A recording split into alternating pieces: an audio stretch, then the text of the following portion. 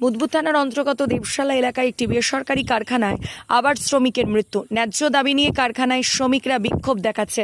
কারখানায় বারবার এই ধরনের ঘটনা ঘটেই চলেছে। শ্রমিকেরা জানাচ্ছে নিরাপত্তার একটা বড় অভাব রয়েছে। তার সাথেও দুর্ঘটনার মৃত্যুর পরে ন্যায্য ক্ষতিপূরণ দিতে চাইছে না কর্তৃপক্ষ, যার জন্য এখনো পর্যন্ত দেহ আটকে রেখে শ্রমিকরা বিক্ষোভ দেখাচ্ছে। শ্রমিকদের দাবি করছেন যে ন্যায্য ক্ষতিপূরণ দিতে হবে, তারপরই দেহ উঠবে। ঘটনাস্থলে রয়েছে বুদবুদ থানার পুলিশ। দুর্ঘটনায় মৃত শ্রমিকের নাম সুজিত মাহাতো, বাঁকুড়ার বাসিন্দা।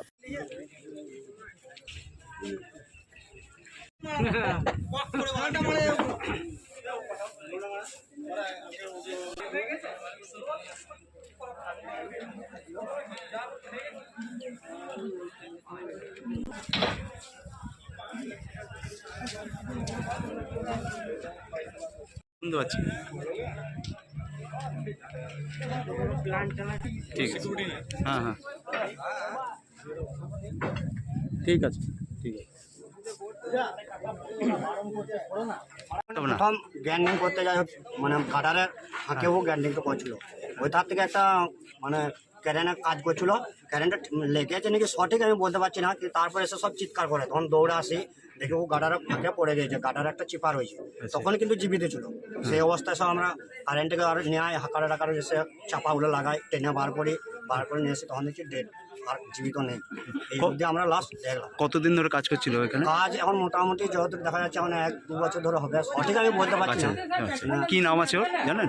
নামটা আচ্ছা, বাইরে সুজিত মাহাতো। সুজিত মাহাতো, ঠিক। এখন আপনারা কি চাইছেন? এখন আমরা ফায়সালা চাচ্ছি যে এখন যেহেতু ডেড বডি এখানে আছে, আগে আমাদের একটা মারা গিয়েছিলো, সেটা আমরা অনেক ফাঁপা হয়েছে, মানে ফায়সালা হয় না, 5টার পর ফায়সালা হয়, তারপর পোস্টমর্টম হয়, তারপর আমাদের আবার লরি ভাড়া করে যেতে হয় গ্রামকে ফায়সালার জন্য। সেই চেক মানে সেই ক্ষতিপূরণটা দেশের মধ্যে দিচ্ছে না ছিল, কিন্তু আমাদের বহুত মানে সারাদিন আমাদের হ্যারাসমেন্ট করেছিল।